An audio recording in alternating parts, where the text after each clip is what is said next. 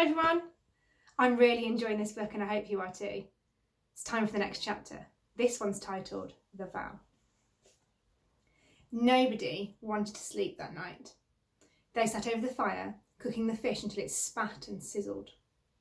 Fred explained to Lila and Con about the canopy and the man working every day to protect the great green secret at the heart of the jungle. We should do something, said Con, to prove to him that we won't tell. Do you think he doesn't believe us? Asked Lila. Becca lay snoring in her lap with Max curled up on her foot, his eyes closed. It's not that, exactly, but I think he's not the easily believing kind, said Con. I like that idea, said Fred. What would we do? We could swear, said Lila. We could make a blood vow like they do in books. I want something more permanent than that, said Con. She looked up at the roof through which the stars shone silver woven through green. I want something bigger, something that will make all this last forever. I know, Lila sat up straighter, jerking Becca awake. We can make a mark, like a tattoo. We don't have any ink, said Fred. But the explorer does, said Con. I saw it when I was collecting wood. He said he keeps his most precious things he doesn't want stolen under his hammock while he sleeps. There was a pause. Then Fred said, if he doesn't want them stolen, I don't know if I'd want to try stealing them. He sleeps with a knife. Excitement seemed to have made Con bold.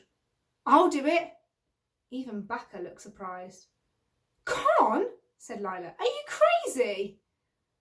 But she was already up and running across the square on her tiptoes, half bent over and muttering warnings to herself as she went.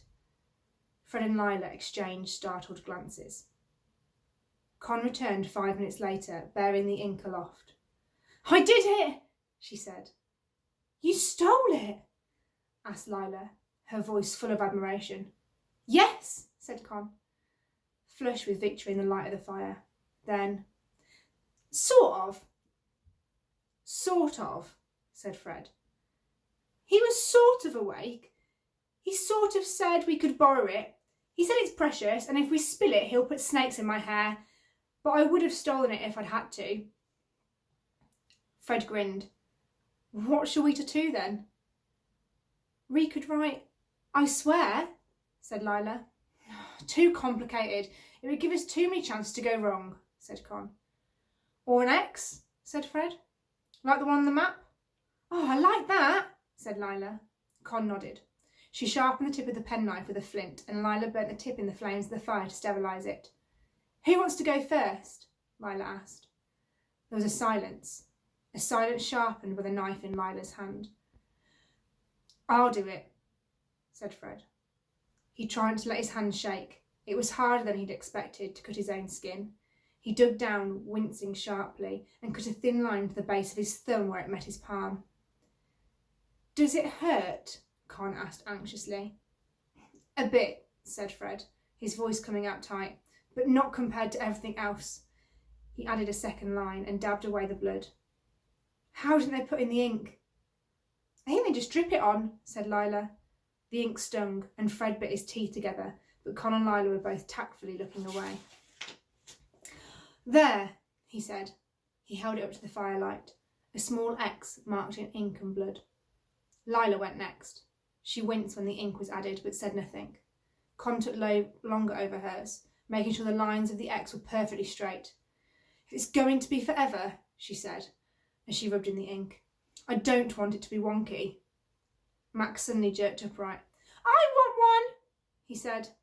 Max, I thought you were asleep, said Lila. I was pretending. Shh, Maxie, go to sleep. I want one too. I want to do the secret swear.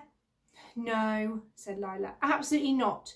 It hurts and you'll cry and the explorer will wake up. And anyway, Mama and Papa would kill me. I won't cry. You would, said Con. But it's my secret too, said Max. If you want me to keep it a secret, you have to let me.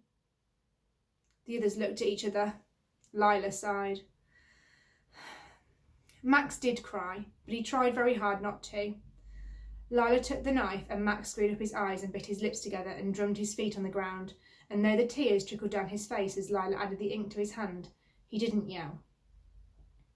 "Shall we swear?" said Con. "What shall we say?" "You do it, Fred," said Lila. "You're oldest."